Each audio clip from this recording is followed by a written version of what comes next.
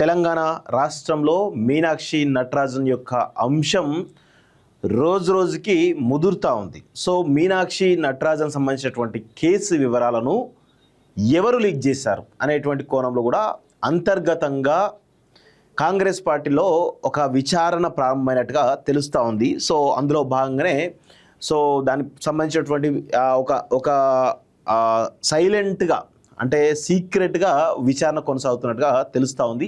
So దానికి సంబంధించిన వివరాలు కూడా త్వరలో వచ్చేటువంటి అవకాశం అయితే చాలా స్పష్టంగా కనబడతా ఉంది. అయితే ఈ కోణంలో తెలంగాణ నుంచి మీనాక్షి నటరాజన్ను రాజ్యసభకు పంపాలనేటువంటి ఒక నిర్ణయానికి రాహుల్ గాంధీ వచ్చినట్టు తెలుస్తుంది. ఆ బాధ్యతలను రేవంత్ రెడ్డి భుజస్కంధాల పైన పెట్టినట్టుగా తెలుస్తూ ఉంది. సో దొంగకే తాళాలు ఇచ్చినట్టుగా తెలుస్తూ ఉంది. ఎందుకు అంటే ఇక్కడ మీనాక్షి నటరాజన్ సంబంధించిన అంశం ఎట్లా బయటికి వచ్చింది, దేనికి రీజన్ ఏంటి అనేది ఒకసారి మనం చూసినట్లయితే దీనికి మీనాక్షి నటరాజన్ బాధ్యతలు చేపట్టిన తర్వాత కంచె గచ్చిబౌలికి సంబంధించినటువంటి వివాదం ఏతుందో దేశవ్యాప్తంగా ఏ విధంగా వివాదం జరిగిందో అందరం చూసినాం. అందులో భాగంగానే మీనాక్షి నటరాజన్ అక్కడ ఎవరైతే ఆ కంచె గచ్చిబౌలి మీద పోరాడుతున్నటువంటి విద్యార్థి నాయకులు ఎవరైతున్నారో వాళ్ళతో, పర్యావరణవేత్తలు కానీ మిగతా నాయకులు ఎవరైతున్నారో వాళ్ళతోటి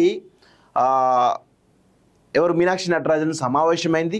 అక్కడికి అక్కడికి వెళ్ళడం గచ్చిబౌలి దగ్గరికి, భూముల దగ్గరికి వెళ్ళడం జరిగింది. అక్కడ క్లియర్గా హామీ ఇచ్చిన విషయం చూస్తాం. సో అందులో ఒకసారి గమనించినట్లయితే ఆ కంచె గచ్చిబౌలి భూములకు సంబంధించిన వివాదంలో రేవంత్ రెడ్డికి రావాల్సినటువంటి వాటాలు ఏవైతే ఉన్నాయో ఆ వాటాలన్నీ కూడా పెద్ద ఎత్తున దానిలో రేవంత్ రెడ్డికి భారీ దెబ్బ తగిలినట్టుగా కనబడతా ఉంది. సో అప్పటి నుంచే చిలికి కొంత వివాదం అయితే ఇటు రేవంత్ రెడ్డి వర్సెస్ మీనాక్షి నటరాజన్ ఫైట్ అయితే కొంత కాంగ్రెస్ పార్టీలో అంతర్గతంగా జరుగుతూ ఉంది.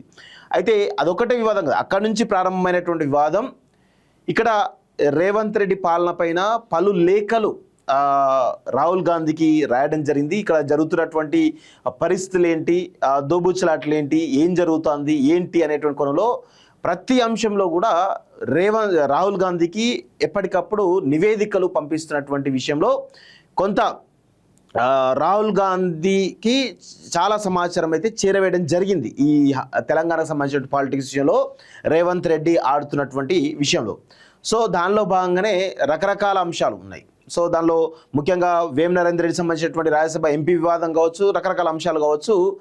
మొత్తానికైతే మీనాక్షి నటరాజన్ పైన పగ తీర్చుకునేందుకు ఎదురు చూసినటువంటి రేవంత్ రెడ్డి టైం చూసి, అదను చూసి దెబ్బ కొట్టడం జరిగింది. సో మీనాక్షి నటరాజన్ ఏంటంటే నార్త్కి సంబంధించినటువంటి, అంటే మధ్యప్రదేశ్ సంబంధించినటువంటి వ్యక్తి కాబట్టి తెలంగాణ, ముఖ్యంగా ఈ సౌత్ ఇండియన్ పాలిటిక్స్ డిఫరెంట్ కాబట్టి వీటిని అవగాహన చేసుకోవడానికి కొంత సమయం పట్టింది. ఇక్కడ జరుగుతున్నటువంటి పాలిటిక్స్ అసలు ఆమెకు అవగాహన లేదు కాబట్టి రేవంత్ రెడ్డి అదను చూసి దెబ్బ కొట్టడం జరిగింది. సో ఈ విషయాలు రేవంత్ రెడ్డి ఈ సమాచారం లీక్ చేసిన విషయాలు ప్రతి ఒక్కరు కూడా తెలుసు.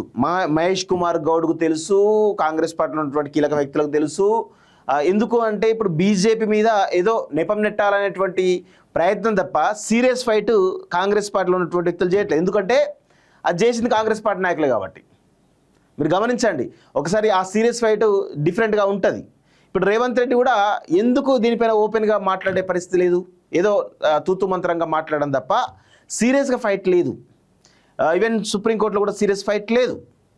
సో దీనిలో ప్రధానంగా రేవంత్ రెడ్డి వర్సెస్ మీనాక్షి నటరాజన్ యొక్క ఫైటే చాలా స్పష్టంగా, ఇద్దరి మధ్యలో అగాధమే చాలా స్పష్టంగా కనబడతా ఉంది.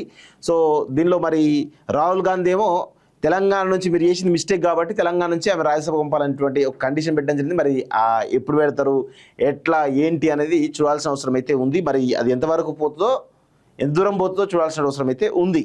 సో ఇది మీనాక్షి నటరాజన్ సంబంధించినటువంటి అంశం మిత్రులారా.